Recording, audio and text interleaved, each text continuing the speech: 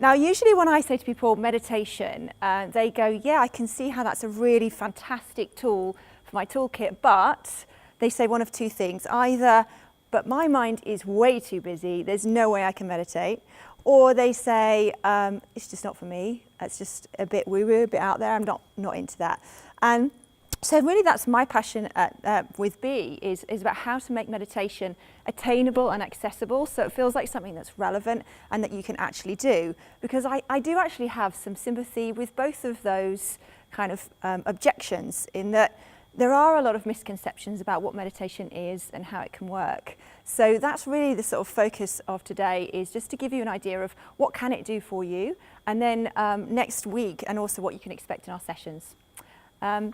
But before I go on to that, I thought it would be relevant, not to give you my life story, but just to give you a kind of taster really of how did I get here? What is it that's made me think that meditation is such a fantastic tool? 6 years ago, I was living in Melbourne, fantastic, world's most livable city, really fantastic place to live. I still miss the coffee quite significantly. Sorry, England, it's just not the same. And on the outside, I had a really, really fantastic life. We just finished project managing this beautiful architectural home that I'd brought in on budget. It was looking fantastic. I had 2 healthy children. We made the decision that I was going to be the stay-at-home mum, and I was doing that, and I was volunteering at charity, actively involved at school, you know, happy days. But actually inside, it was a really different story for me. So every day I was dealing with massive overwhelm. My mind was just on constant overdrive. I felt like I was on this wheel that never stopped. And you know, actually when I look back at that time, I realized that I was probably suffering from depression. You know, even just basic things felt really hard. And I was becoming not the mum that I wanted to be, not the person that I wanted to be, even while it looked shiny and great on the outside. And at that time, I was kind of lucky enough to stumble across meditation. And it became this foundational practice for me that allowed me to move from that place of overwhelm, depression, finding life really, really achingly hard every day, to feeling like I had a renewed sense of purpose, a connection to myself again, better focus generally in my life, and the ability to connect with my life more. So that's why, you know, it led me to kind of then study other things like psychology and mindfulness, and ultimately what I've come back to is actually this fundamental practice of meditation can be so life-changing, but for so many people it feels like it's not attainable. That's really the essence of what I want to do, is to kind of give you that. Now, what's it all about? Now, in many ways, it's essentially just brain training. So just like going to the gym and working out, you get bigger muscles and more strength. The same thing happens in your mind. The mind is a gym and meditation is a workout. And Daniel Coleman is, if you look him up, he's done a lot of work and talks about emotional intelligence and meditation. Now, you know, a few years ago, if somebody said to you they were going to go to the gym at lunchtime or go for a run before work, you'd think, okay.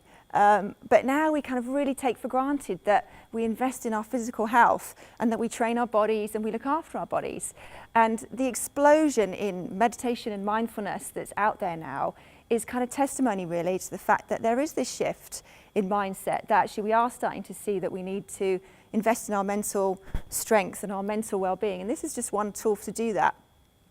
So is it worth it? So what do you get out of it? So the kind of things that you can expect when you build a meditation practice into your life is less of a busy mind. So that kind of busy kind of, you know, we have this epidemic of busyness, haven't we? We're all a bit addicted to being busy. And meditation, yes, it's that pause button, but it just teaches you to just start to allow yourself to have those mini pauses, not just your meditation practice. It also helps you with that kind of energy crash, lost mojo, whether that's a slump in the afternoon or a slump in your life. It kind of gives you that extra capacity for energy. And in actual fact, there are studies that have shown that 20 minutes of meditation, a deep meditation, is like the equivalent of 4 hours deep sleep. So, you know, imagine having that kind of pit stop. And I think it would be amazing to get to a stage where people would say, I've got a really stressful meeting this afternoon, I'm just going to go and meditate for 5 minutes. And we all thought that was just perfectly what you do. And exhausted but can't sleep. Now, this doesn't apply to everyone, but for a lot of people, they get to bed and they're absolutely exhausted, but your mind suddenly goes, right, you're still now, and it starts whirring and you can't get to sleep. Or you wake up at 3 a.m. and you can't get back to sleep because your mind is on. And one of the great side effects of meditation is that it does actually improve the quality of your sleep. Lots of reasons for that. For example, that because you are releasing it's like, imagine a balloon filled with air is like the stress that we put in. And you can just, as you meditate, you're just letting out a little bit of that air. So that when you get to bed, you've just got a little bit, you've already released some of that tension. So you're ready to go to sleep and get the rest that you need. And you also will get more of this. So flow. Now, I'm sure for kind of creative work that you guys do, flow is a really essential and key thing that you need. And that kind of ability to be in flow actually relies on drawing on something inside of you and getting into that flow state. And again, meditation is a fantastic tool to connect you to yourself in that way. And mental space, that pause button. So something happens and you have that capacity to pause before you react is so powerful. And one of the things we'll do on Monday is talk about how that actually works in meditation. And then connection.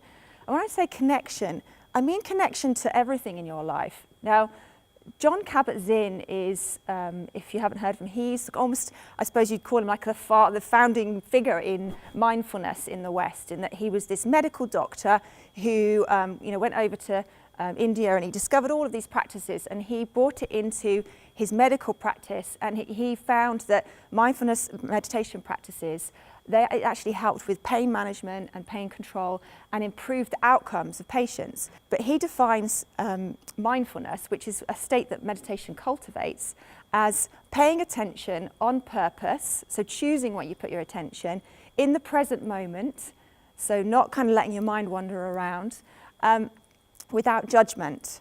And that without judgment is really important because it's the judging and the voice in our heads that actually adds to the stress that we have in our lives. And by meditating, you start to develop that space and that connection to the everyday moment, which is where your well-being comes from. So again, it's just a really powerful practice. And what we'll do in the session on Monday is there's no kind of kaftans. I'm not bringing kaftans with me or anything like that. But we're going to talk about the what and the how. So as I said at the beginning, there's a lot of misconceptions about what meditation is and how it works and whether it will work for you. So we talk about the science of what actually happens in the brain when you meditate and how does it work practically. And we'll also get to experience some meditation. Just a couple of short meditations. But because actually I could talk to you all day about meditation, and I am a meditation geek, so I probably would talk to you all day about meditation. But actually it's the experiencing of it that's actually going to make it feel like you understand it. And the final part of the session will be all about how to make it so that you're ready to go. So tips and tools to make it work in your life, this busy life that you all have. And you'll also be equipped with the tools to do it. So I'll give you downloads of the meditations that we do, and they're also on a free app, so you'll literally be able to make it part of your life straight away.